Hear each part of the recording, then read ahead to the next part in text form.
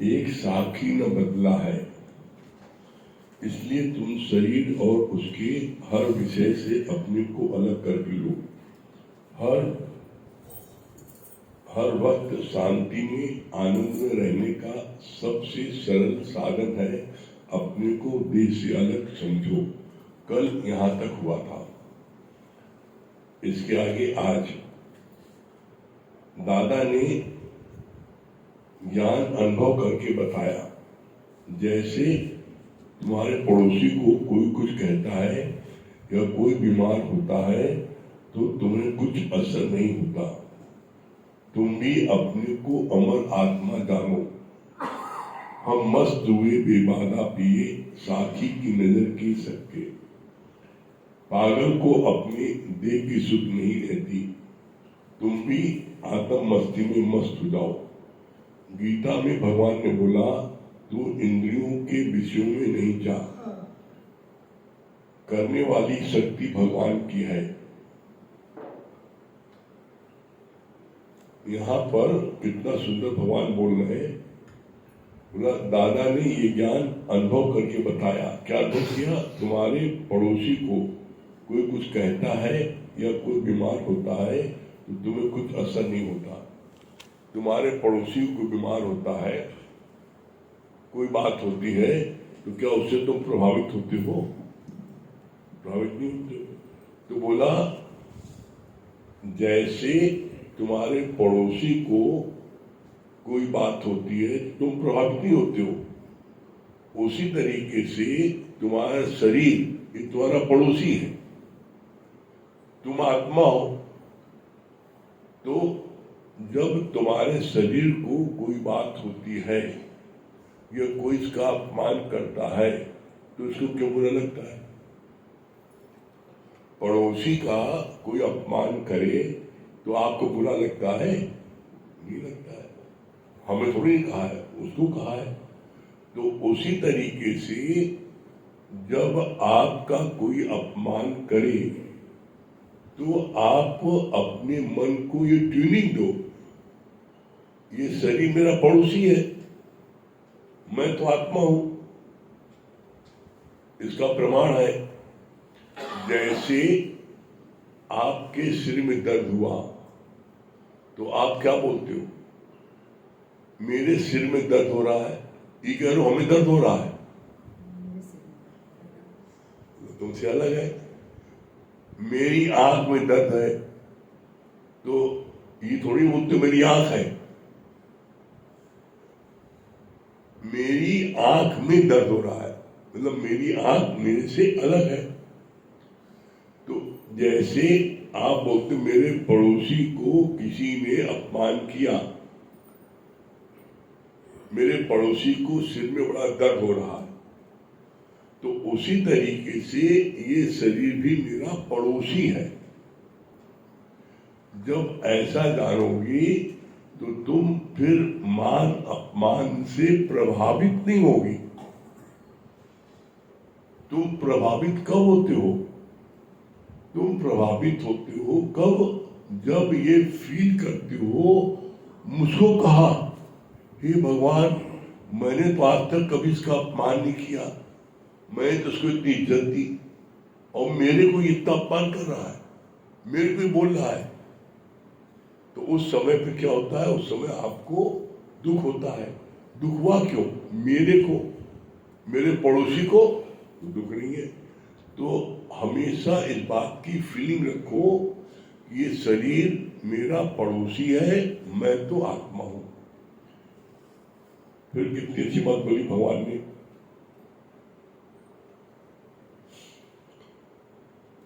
कोई बीमार होता है, कोई तुम्हें कुछ असर नहीं होता। तुम भी अपने को अमर आत्मा जानो।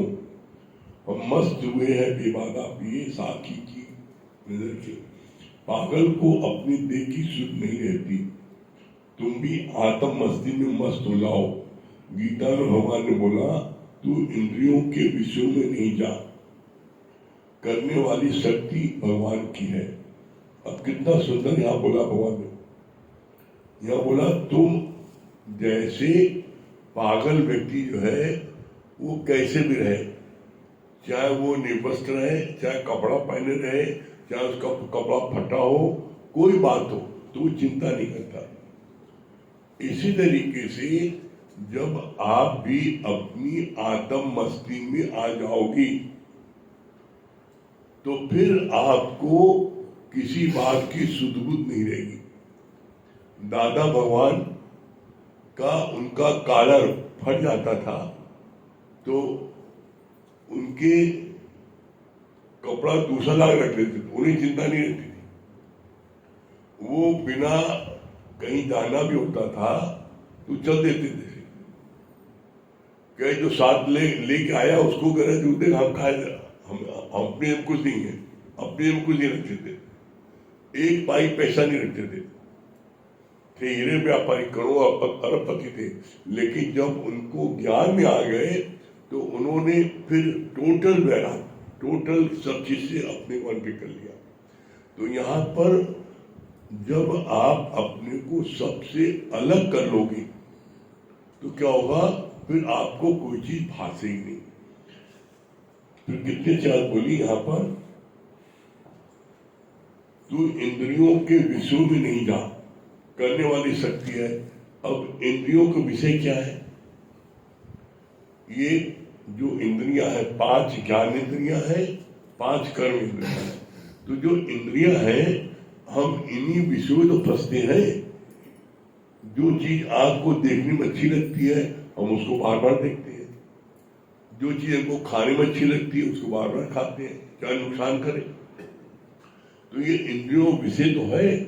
तो बोला इंद्रियों के विषय बोला इसके लिए कि जो इंद्रियों के विषय, इसमें शक्ति किसकी है? जो चीज तुमको अच्छी लग रही है या खाने में स्वाद लग रहा है तो स्वाद तुम्हें दे कौन रहा है? शक्ति भगवान की। अगर वो भगवान तुम्हें शक्ति नहीं दे, तुमको कुछ आंख से दिखने में अच्छी लग रही है, अगर वो शक्ति नहीं दे तो क्या तुम देख सकती हो? तो तुम सारी इंद्रियों से जो भी कार्य लेते हो भगवान की शक्ति की बदौलत।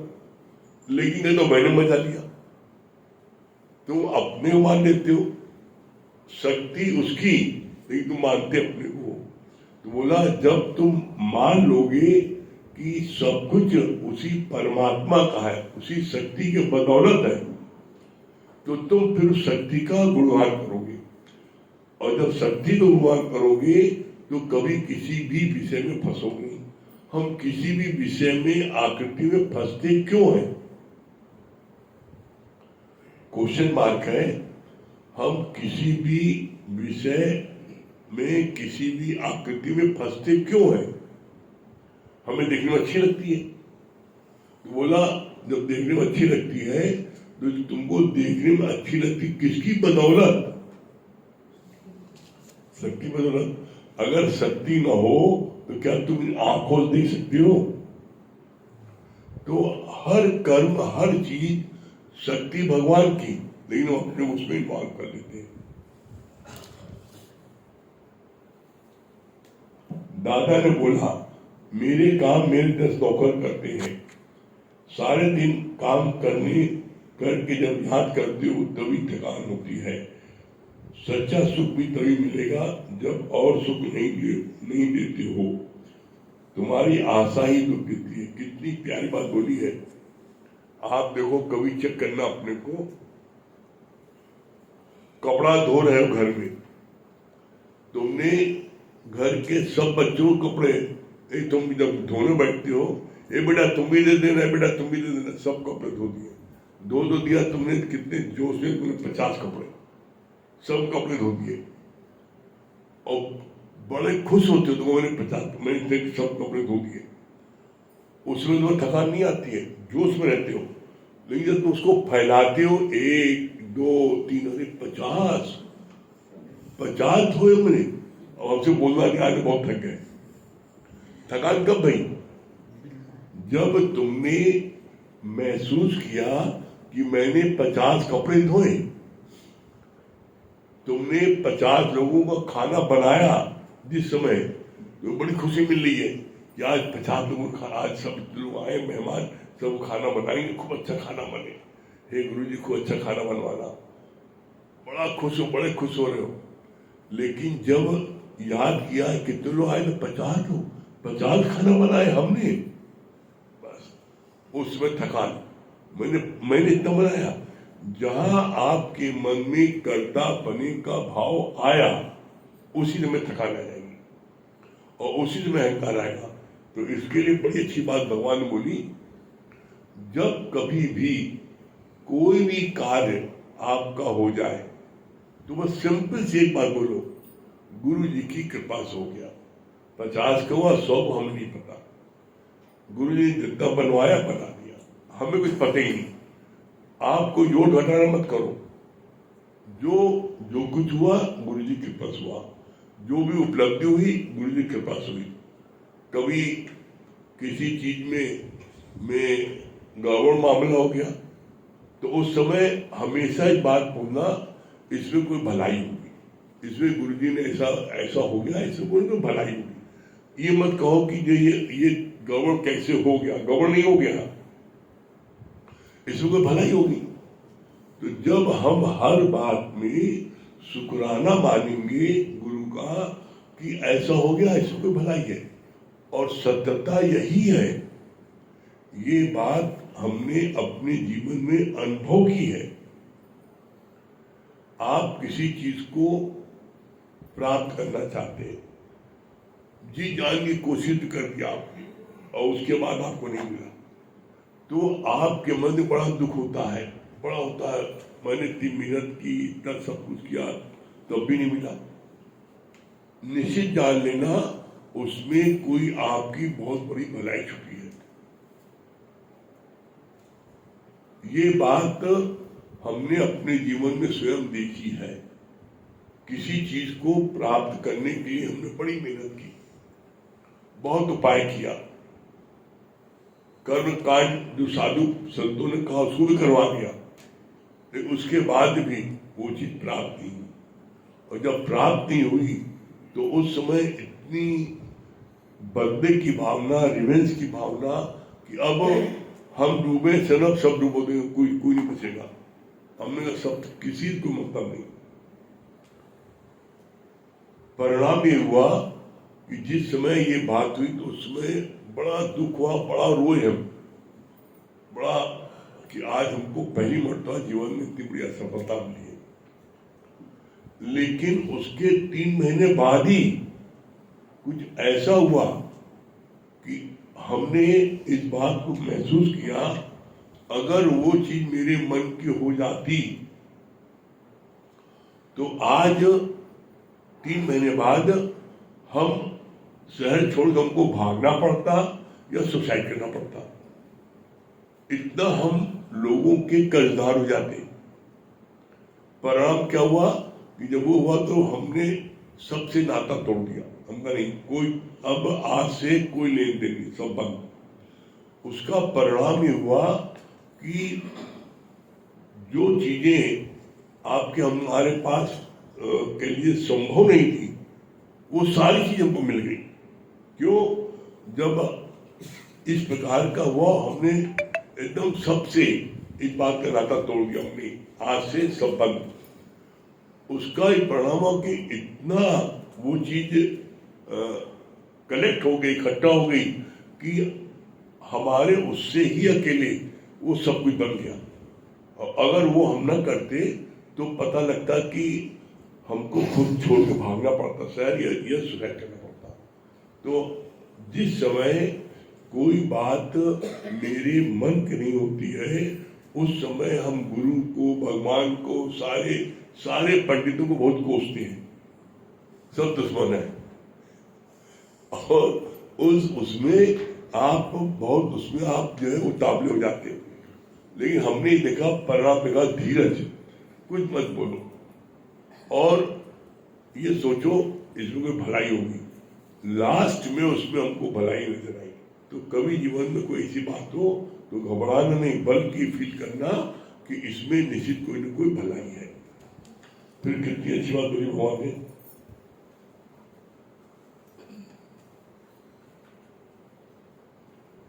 दादा ने बोला, मेरे काम मेरे 10 नौकर करते हैं, सारे दिन काम करके जब याद करते हो तभी तुम्हें थकान होती है।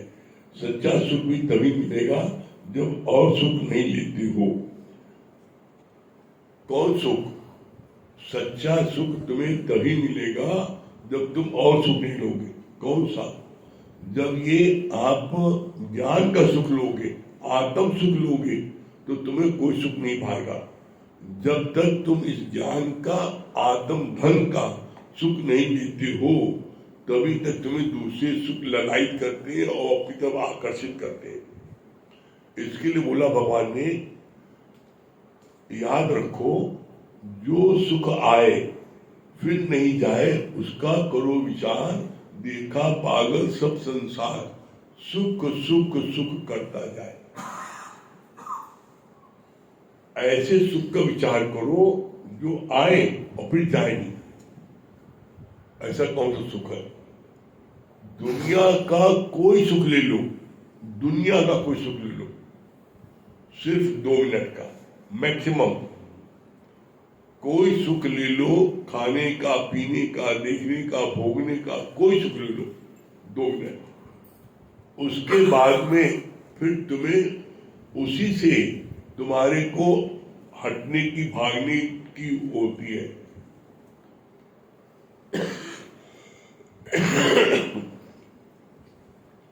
जो सुख आए फिर नहीं जाए उसका करो विचार, देखा पागल सब संसार।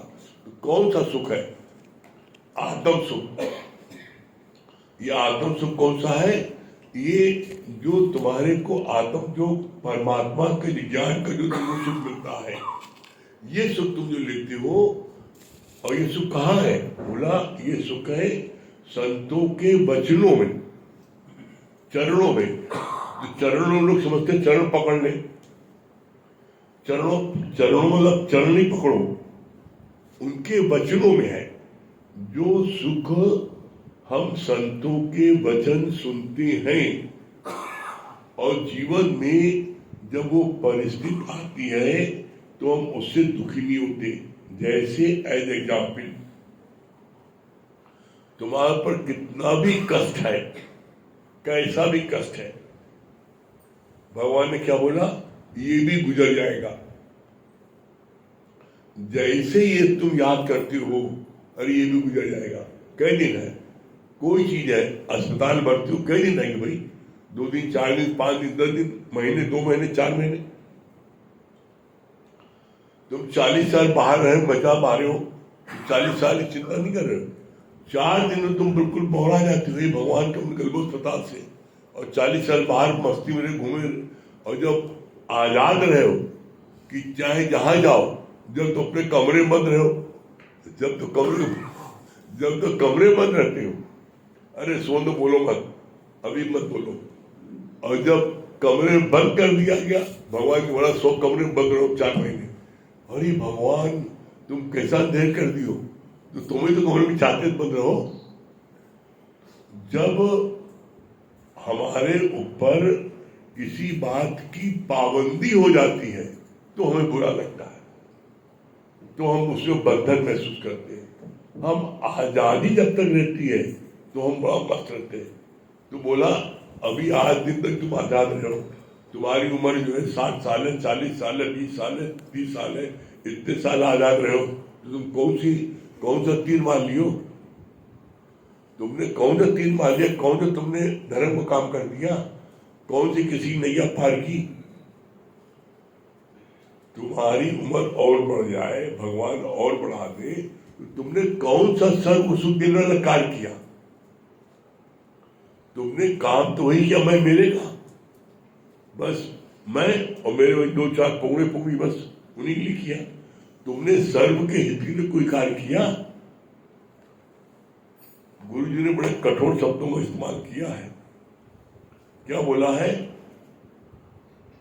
जो जीता है मैं और मेरे के लिए, उनका मरना भला है, और जो जीता है सर्वहित के लिए, उसका जीना भला है। बोला खाना पीना भोगना तिनका पशु समान। अरे पशु जो है, कुत्ता सुअर, वो भी तो खाता है, पीता, भोग करता है। तुम कुत्ता सुअर थोड़ी नहीं हो। तुमको सबसे श्रेष्ठ योनि मिली है, मनुष्य योनि। तो मनुष्य योनि श्रेष्ठ मिली तो तुमने श्रेष्ठ काम कौन सा किया? भाई आपने भी जो कुत्ता ने किया और सुअर ने किया, खाया पिया भोगा, 4 6 10 लड़के पैदा कर दिया, तो वही जो तुमने की, तुमने कौन सा तीर मारा? तुमने, भगवान बोला मनुष्य योनि सर्वश्रेष्ठ योनि है, तो सर्वश्रेष्ठ योनि में आकर के तुमने क्या भलाई की दुनिया में? भगवान पूछ रहे हैं। और अगर भलाई नहीं की तो मरना भला है। फिर कितनी अच्छी बात बोली भगवान ने,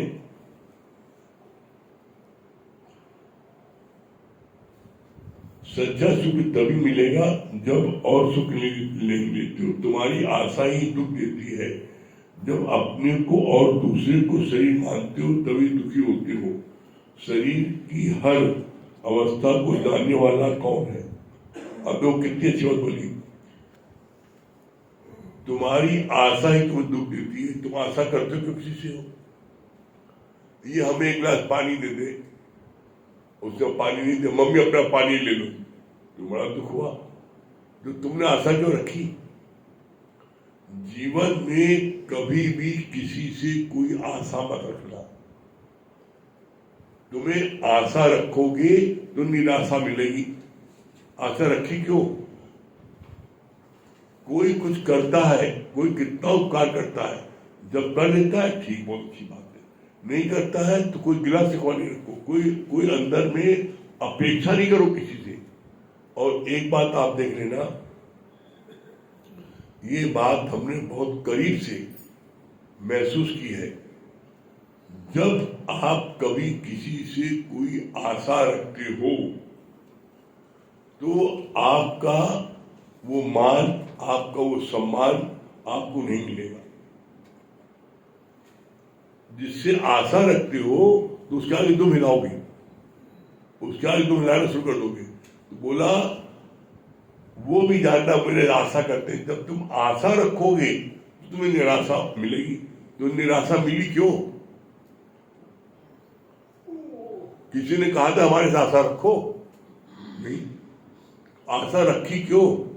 इसीलिए भगवान बोलते हैं troubles don't come if you not invite them. परेशानी तुम्हें नहीं मिल सकती यदि तुम उसको निमंत्रण न दो। अब आशा तुमने रखी और उसने तुम्हारी आशा के मुताबिक उसने कार्य नहीं किया, तुम निराशा हुई। तो ट्रबल को किससे मांगा?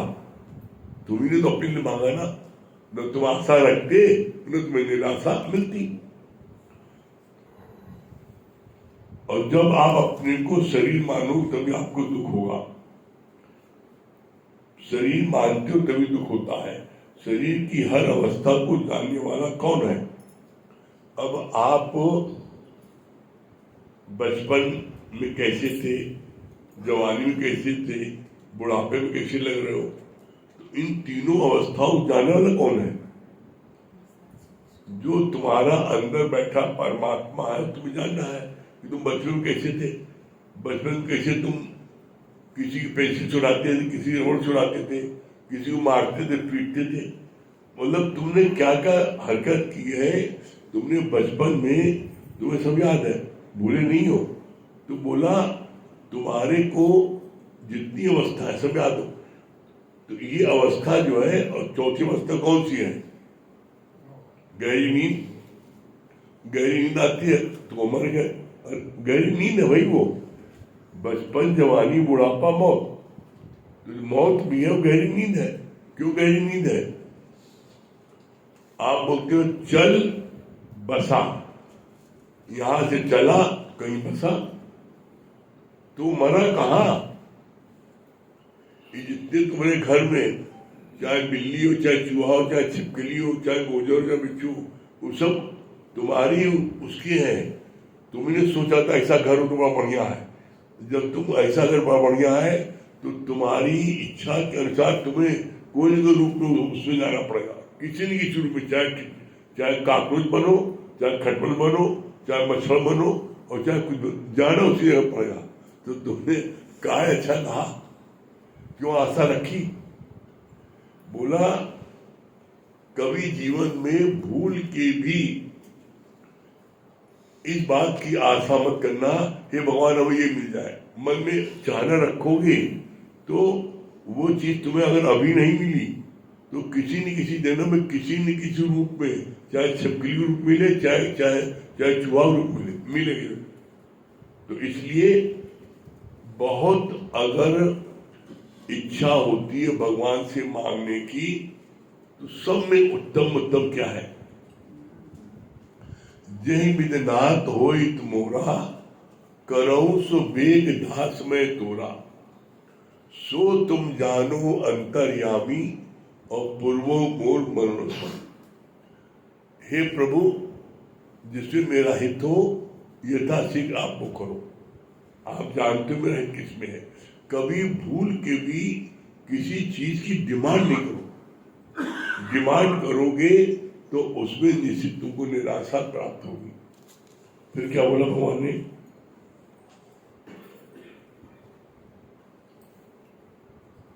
शरीर की हर अवस्था को जानने वाला कौन है?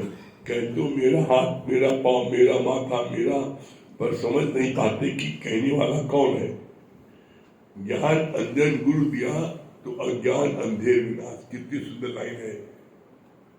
ज्ञान अंजन गुरु दिया तो तो अज्ञान अंधेर विनाश। जब गुरु का ज्ञान मिलता है तब मेरे अज्ञान का अंधेरा दूर होता है।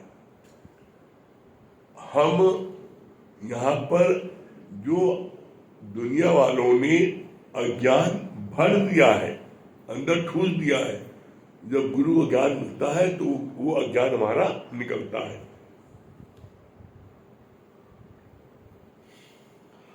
ज्ञान अंजन गुरु दिया तो अज्ञान अंधेर विनाश। एक बार अकबर ने पूछा वो कौन सी चीज है जिसको चांद सूरज देख नहीं पाते? बीरबल ने बोला अंधेरा, क्योंकि जहां सूरज आया अंधेरा गायब हो जाता है। जब तुम दूसरों को अज्ञानी देखते हो तो तुम भी अज्ञानी हो। अंधेरे और सूरज का केस कोर्ट में पड़ा है। सूरज के आगे अंधेरा टिक नहीं सकता। दोनों बातें परस्पर है। चोर न प्यारी चांदनी जैसी काली रात, चोर को चांदनी प्रिय नहीं होती है। तुम अपने अंदर के अंधेरे को भी कहीं देखो। कितनी अच्छी बात बोली भगवान ने यहाँ बोला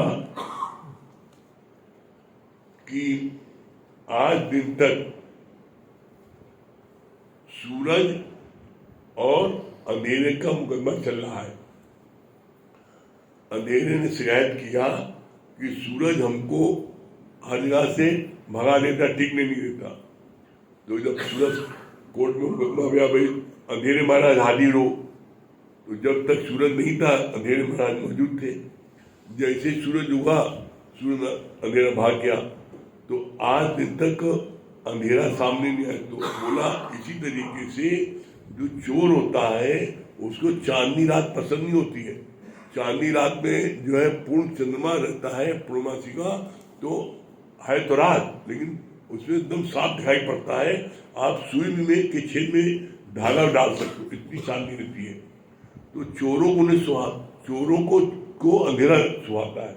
बोला इसी तरीके से जो अज्ञानी है, जो मूढ़ है, उनको जो है उनको यही दिम्बरी माया सुहाती है। दिम्बर उसी माया लिपाए बनने, उनको भगवान का नाम नहीं सुहाता। और उनसे कहो भी कि आज ना कुछ देर चलो, जब बड़ा होती है अभी तो लोग पागल हो गए हो। अरे अभी जवानी में कुछ ढंग कमाया था कि भगवान का नाम भी आता है। जब उम्र होगी तब आएंगे। तो उनसे पूछो तुम्हारी उम्र 1 मिनट बाद तुम जिंदा रहो पता है? तो 1 मिनट बाद जिंदा को नहीं पता किसी को, लेकिन प्लानिंग बनाते हैं 100 साल की। तो बोला चोर को जैसे अंधियारी रात पसंद होती है, उसी तरीके से जो विकारी व्यक्ति होते हैं, अज्ञानी होते हैं, उनको हमेशा ये माया ही सब चीज उनको प्रिय लगती है, उनको कभी ज्ञान ध्यान अच्छा नहीं लगता है। फिर क्या बोला भगवान ने, कितनी अच्छी बात है, जब तुम दूसरों को अज्ञानी देखते हो, इसके मतलब ये अज्ञानी तुम पहले खुद हो। गुरु कभी भी किसी को अज्ञानी नहीं देखता, गुरु हर एक में उस भगवान की शक्ति को देखता है। और इसीलिए गुरु किसी के साथ में जो है उसका लड़ाई झगड़ा नहीं होता है। क्यों? क्योंकि वो उसका सबके साथ समभाव रहता है, समदृष्टि रहती है, किसी को ज्यादा किसी को नहीं, क्योंकि उसको किसी को चाहिए नहीं। तो जीवन में अगर आप चाहते हो कि आपके मन में हमेशा शांति रहे, तो हमेशा समदृष्टि रखो, समभाव रखो। समदृष्टि रखोगे तो कभी तुम्हारे कोई कर्म नहीं बनेंगे। हमारे कर्म बनते ही है जब दृष्टि दूसरी रखते हैं। तो दूसरी दृष्टि रखते क्यों हो? तुम कोई भी दृष्टि क्यों रखते हो? फिर बात आ गई, कोई न कोई चाहना, कोई न कोई चाहना। इसीलिए भगवान ने बोला, चाह चमारी चिमड़ित नीचन से नीच, और तू तो पूर्ण ब्रह्म था। यदि चाहन होती भी, एक चाहना के कारण तुम जो हो अपने ब्रह्म पद से जीव बन जाते हो, जीव से हैवान बन जाते हो। हैवान बनाए किसने? तुम्हारी चाहना ने। तो इसलिए आज से अपने मन में एक ये ठान लो, प्रतिज्ञा ले लो, हमें किसी से कुछ नहीं चाहिए। जब ऐसी मन में भावना रखोगे तो तुम्हारे को किसी से भी बैर विरोध नहीं होगा। जब हम किसी को चाहते हैं, नहीं मिलता है, तो हम उससे बैर विरोध करते हैं। तो चाहना तुमने रखी, गलती तुमने रखी, तो भाई उससे बैर विरोध तुम रख रहे हो। क्यों रख रहे हो भाई? अपने आनंद, अपनी शांति के लिए सबसे उत्तम फार्मूला है कोई चाहना न रखना।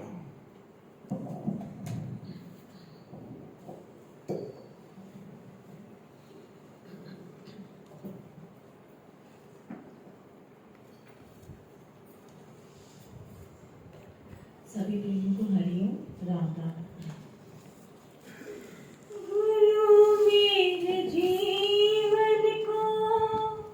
पावन बना दो, गुरु मेरे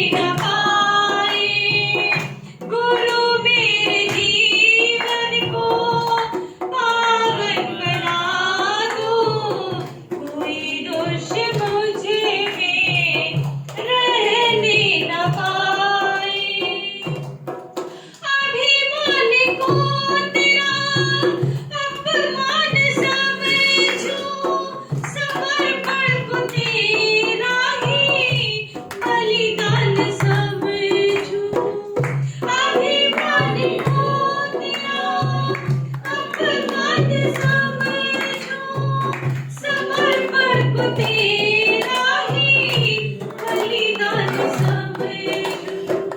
दृष्टांत ऐसे विचारे वो मेरे, दृष्टांत ऐसे विचारे वो मेरे, कोई देख मुझे में हंसने न पाए। गुरु मेरे जीवन को पावन बना दो, कोई दोष मुझे में रहने न पाए, कोई दोष मुझे में रहने न पाए। क्या बता रहे हैं? बहुत अच्छा था कि गुरु जी की शरीर में भी कोई कष्ट रहता है तो ये हमारे पड़ोसी का जो है कष्ट है, हम उसमें करते हैं इन्वॉल्व ना हों। और ये भी अच्छा था कि आपके मन में कोई चीज़ का वो था कि करते हैं ये कार्य हो जाए और वो कार्य नहीं हुआ, लेकिन बाद में उसका आपको जो रिजल्ट करते हैं सामने दिखा तो आपने बहुत शुक्राना गुरु जी का गाया कि अच्छा हुआ भगवान जो है। और कौन बता रहा है? आत्मिक सुख गुरु जी अपना नहीं तो। हरिओम गुरु जी, बहुत अच्छा पॉइंट आप लगा कि सही बात है, पड़ोसी गण अगर कोई दुख सुख आता है तो हमको नहीं लगता, लेकिन यही चीज अगर हम अपने ऊपर फील करें कि अगर वही गम के हमारे शरीर पे आता है तो हम दुखी होते हैं। अगर हम अपने शरीर को पड़ोसी मान लें तो हमें नहीं हो, क्योंकि हमें आत्म सुख की तलाश में रहना है। तो हम अगर खुद को मान लें कि हमें आत्म सुख है तो हमें कोई चीज सुख दुखी नहीं करेगा। और बहुत अच्छी लगी कि किसी से भी अगर चाह रखते हैं और चाह नहीं पूरी होती तो हम बैड वर्ल्ड में आ जाते हैं, नहीं आना चाहिए, क्योंकि अगर हम चाह रखें तभी तो आए ना, किसी से चाह ही नहीं रखेंगे तो क्यों आएंगे। गलती हमारी है। और कौन बता रहा है? बहुत अच्छा था कि दूसरे को अज्ञानी देखते हैं तो इसका मतलब अभी हम अज्ञानी हैं। दूसरे को अज्ञानी देखा तो हम अज्ञानी हैं। और जो सुख आए फिर ना हाँ, जाए इधर उसका देना करो विचार। सीमा जी को दो। जो सुख आए फिर ना जाए उसका करो विचार। बहुत और हमें चाहना नहीं चाहिए, चाहे रखेंगे तभी हम दुखी होंगे। Very good. और कोई बता रहा है? सर, हमको और कोई कुछ कहता है ना तो सोचो कि वो हमें नहीं कह रहा है, पड़ोसी को बोल रहा है। वाह, किरण जी, बहुत वेरी गुड। दुखी नहीं होना चाहिए। अगर कोई लाभ है ना था ये मेरे भाग में था ही नहीं, लाभ है क्या है, उसको नहीं सोचना चाहिए। और कौन बता रहा है? पीछे चाटे कौन सा होता है? हरिओम गुरु जी, जब गुरु का ज्ञान मिलता है तब अंदर का ज्ञान मिटता है। बहुत सुंदर। और कोई बता रहा है? हरिओम गुरु जी। आशा है, जो हम किसी से आशा रखते हैं तभी हम सुख दुख में उसको रखते हैं, तभी हमें सुख दुख मिलता है। आशा न रखे। हाँ, किसी से कोई आशा रखे। और कोई बता रहा है? विजेंद्र जी, आगे सवाल। अच्छा बताया आपने निज सुख के बारे में। जब सब सुख छोड़ते हैं तो आपको अपना निज सुख जो है और वो जो है फिर जाता नहीं है। बाकी सुख तो बाहर से लेते हैं तो आज है कल नहीं है, लेकिन निज सुख आपको परमानेंट आनंद देता रहता है। बहुत ही की पॉइंट बोला है इन्होंने। निःसुख मतलब क्या होता है? जो अपने से मिले, और जो दूसरे से मिलता है डिपेंडेंट दूसरे पर है, तो वो सुख उससे मिले न मिले उसकी मर्जी पर है, सुख दे न दे। लेकिन आत्म सुख निःसुख हमें अपने से मिलता है, इसलिए जो है वो परमानेंट होता है। और जो सुख दूसरे से मिलता है वो टेम्पररी इसलिए होता है, दूसरे से मिलता है। भाई जब विदक हुआ, अब फिर विदक हुआ और चाहना के बारे में होता है। चाहना के बारे में हमारी चाहना है हमको ब्रह्म पद से जीव बनाती है, जीव से शैतान बनाती है। हमें चाहना करना चाहिए। चाहना ही हमको जो है हमको शैतान बनाती है। हरि गुरु जी, बहुत अच्छी बात लगी आज ये कि जैसे कोई भी काम अगर नहीं बनता है तो ज्ञान में आने के पहले बहुत दुखी होते थे, मगर अब दुखी नहीं होते। इसके पीछे भी कोई भलाई है और वो दिखती है। और जैसे भी आपने पड़ोसी वाला बताया ना, तो सच बात है कि हम लोग तो दुखी हो ही नहीं सकते।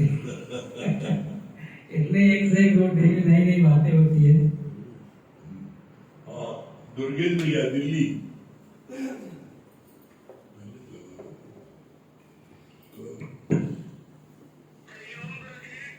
हाँ हरिओम, क्या बोले दुर्गेश भैया?